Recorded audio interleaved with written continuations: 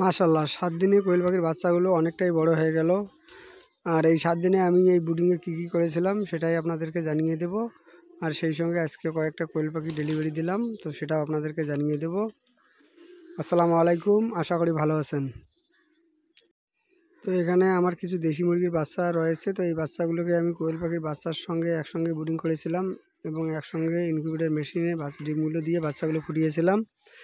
আর এই বাচ্চাগুলো আমার আগের কোয়েল পাখির ব্যাচের সঙ্গে একসঙ্গে ফুটিয়েছিলাম।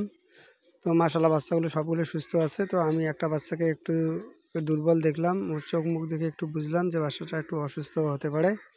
তো সেই কারণে দেরি না করে সবগুলো মুরগির বাচ্চাগুলোকে ওষুধ দিয়ে দিলাম। আর সেই সঙ্গে এই বাচ্চাটাকে একটু জ্বরের ওষুধ আর একটু সিটিজিন দিলাম।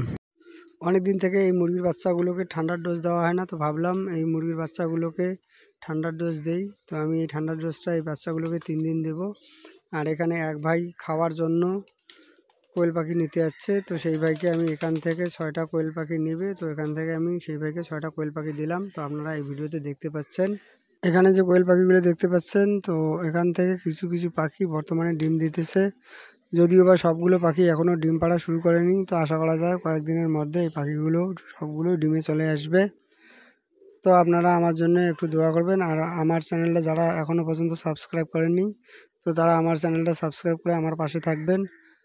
আর কোয়েল পাখির বাচ্চা ব্রুডিং প্রসঙ্গে যদি বলি, তো আলহামদুলিল্লাহ এবারে খুব সুন্দর বাচ্চা ব্রুডিং হয়েছে। তো বর্তমানে এই বাচ্চাগুলোর বয়স চলছে আজকে 7 দিন। তো আলহামদুলিল্লাহ এই 7 দিনে আমার 1 পিস বাচ্চা মারা গিয়েছে। তো বাকি বাচ্চাগুলো আলহামদুলিল্লাহ সবগুলো সুস্থ রয়েছে। তো এখানে বাচ্চা রয়েছে 160 পিস, মুরগির বাচ্চা রয়েছে 50 পিস। তার আগে একটা কথা বলে নিচ্ছি, সে কথাটা হচ্ছে যে আমি এবং আর এক ভাই মিলে আমরা ইনকিউবেটর মেশিনে 500 কোয়েল পাখির ডিম বসিয়েছিলাম এবং সেখান থেকে 260 পিস বাচ্চা পেয়েছিলাম। তো সেই ভাইকে আমি 100 পিস বাচ্চা দিয়েছিলাম। আর বর্তমানে আমার এখানে আছে 160 পিস। তো এর মধ্যে একটা বাচ্চা মারা গিয়েছে আর আলহামদুলিল্লাহ বাকি সব বাচ্চা সুস্থ রয়েছে। এই বাচ্চাগুলোর বয়স আজকে 7 দিন। এখানে মুরগির বাচ্চা সহ মোট বাচ্চা রয়েছে 110 পিস। তো এই 110 পিস বাচ্চার জন্য আমি এখানে 200 ওয়াটের একটা বাল্ব ব্যবহার করেছি। আর সেই সঙ্গে প্রথম 4 দিন আমি এখানে একটা পাটের বস্তায় এই বাচ্চাগুলোকে খেতে দিয়েছিলাম। আর 4 দিন পর থেকে এই বাচ্চাগুলোকে আমি পেপারে খেতে দেই।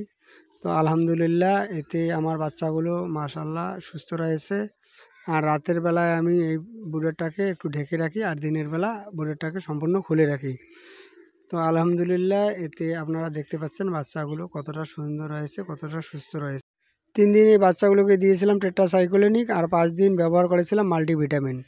আর এখানে যে পেপারগুলো দেখতে পাচ্ছেন এই পেপারগুলো দিনে 2বার করে চেঞ্জ করে দেওয়া হয়। আজকে এ পর্যন্ত, দেখা হবে অন্য কোনো ভিডিওতে। ততক্ষণ পর্যন্ত ভালো থাকুন, সুস্থ থাকুন। আসসালামু আলাইকুম।